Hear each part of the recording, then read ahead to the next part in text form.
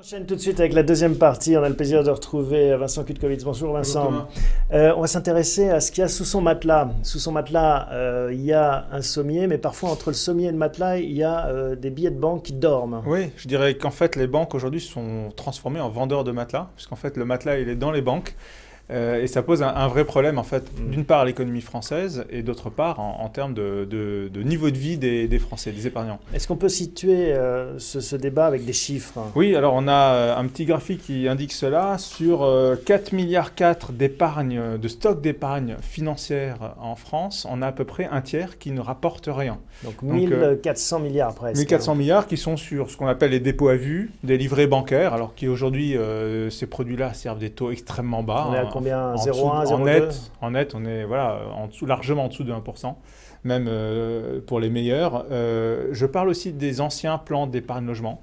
Les plans d'épargne logement, on l'abordera un peu plus tard, qui ont plus de 12 ans, qui sont ultra taxés et qui sont donc aujourd'hui des stocks d'épargne qui ne rapportent plus grand-chose à leurs épargnants. Et puis les comptes à terme qui aujourd'hui aussi, du fait de la baisse des taux, ont fortement baissé et ne sont plus une opportunité. Oui, mais dans un contexte où on trouve des taux négatifs, même maintenant, gagner un peu au-dessus de la ligne de flottaison, les Français se disent, bon, c'est peut-être pas si mal que ça. Justement, d'abord, ils se disent c'est peut-être compliqué de changer, de prendre un peu de temps pour aller voir ce qu'on peut faire de mieux, aller voir son conscient, son patrimoine. Donc ça peut prendre du temps et puis finalement on se dit ça vaut pas le coup puisque je vais gagner 2%. Mais en fait, où je vais en avoir besoin.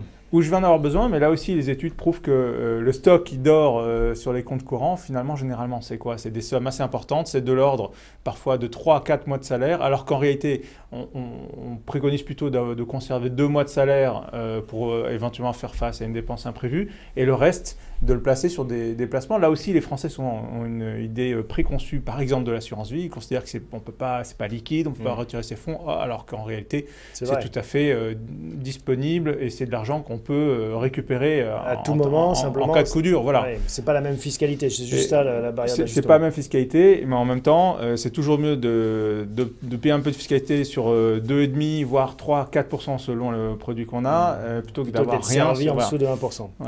Donc ça, on le comprend, hein, c'est vraiment cette culture du matelas qu'il faut changer.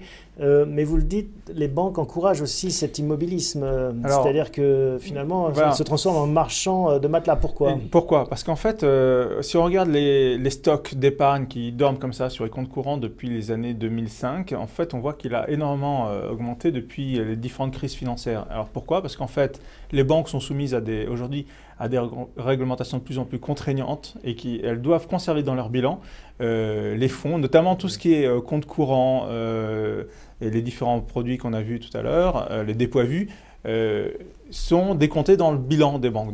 Et pour protéger et pour respecter en fait les normes, notamment de Bâle 3, elles ont l'obligation de conserver ces fonds-là, alors que par exemple les produits en assurance vie ne font pas partie du bilan des banques et donc ne comptent pas pour respecter ces normes, ces nouvelles réglementations assez contraignantes. En effet, la réglementation impose d'avoir une quille plus grosse à son bateau pour mieux supporter la tempête. Et pouvoir et donc accorder ça des crédits. rentre dedans et donc ça explique que les banques finalement soient plutôt favorables à ça.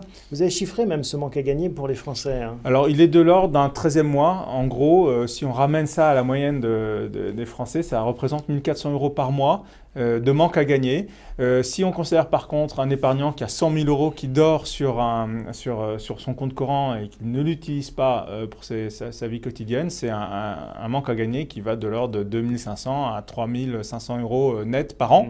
Donc c'est pas négligeable. Si on le plaçait sur des placements dynamiques. Même si on le plaçait sur les meilleurs fonds en euros, donc qui sont garantis en capital.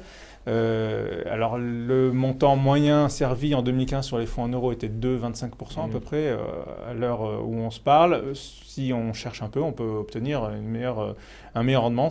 Avec des SCPI par exemple. Ou alors en allant sur des SCPI, mais là on prend formellement un risque en capital, mais il y a certainement des arbitrages à faire. On n'est pas obligé de conserver toute cette somme-là de façon disponible, c'est le premier point qu'on développait tout à l'heure. Donc probablement qu'on peut se rapprocher d'un 4% net finalement et de faire beaucoup mieux que ce que rapportent aujourd'hui les placements en compte courant. Alors, vos placements favoris pour justement essayer de réveiller son épargne? Alors effectivement, il y a le fonds en euros, on l'a évoqué, les meilleurs fonds en euros, les SCPI, l'immobilier d'entreprise qu'on va aborder dans la troisième partie. Voilà, en gros, avec ces deux types de placements, on arrive aujourd'hui à répondre à l'attente principale des épargnants. Après, si on est disponible pour aller chercher un peu plus de rendement, prendre un risque supplémentaire, on peut effectivement aller sur des produits structurés qu'on a évoqués juste avant, notamment sur des secteurs sur lesquels on a une conviction de revalorisation. Là, ça permet d'aller en bourse, entre guillemets, en limitant le risque en achetant une protection à la baisse, en capant d'une certaine manière le revenu qui pourrait être dégagé par ce placement-là, mais en même temps, ça permet de dynamiser son épargne.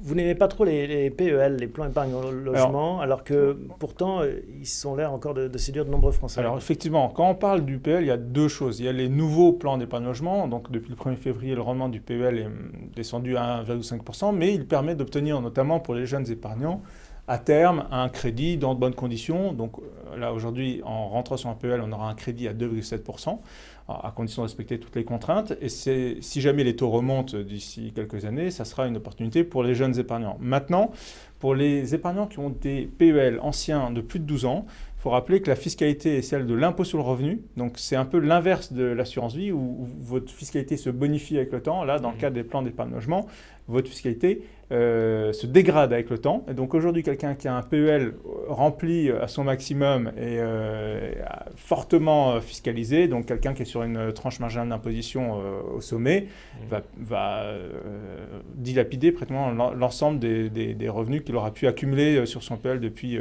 12 ans. Donc là, on encourage fortement aujourd'hui les détenteurs d'anciens PEL de plus de 12 ans à basculer sur un placement type assurance vie, même fonds en euros, voire SCPI. Voilà, donc ça c'est vraiment, je dirais, l'opportunité du moment. Il faut avoir en tête aussi que la plupart des gens utilisent le PEL comme un produit d'épargne.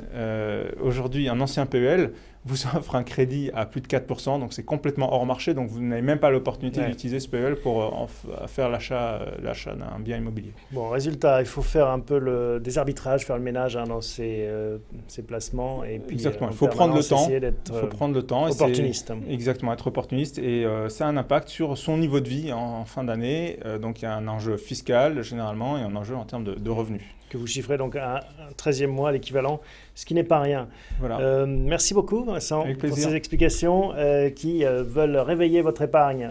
À très bientôt. À bientôt.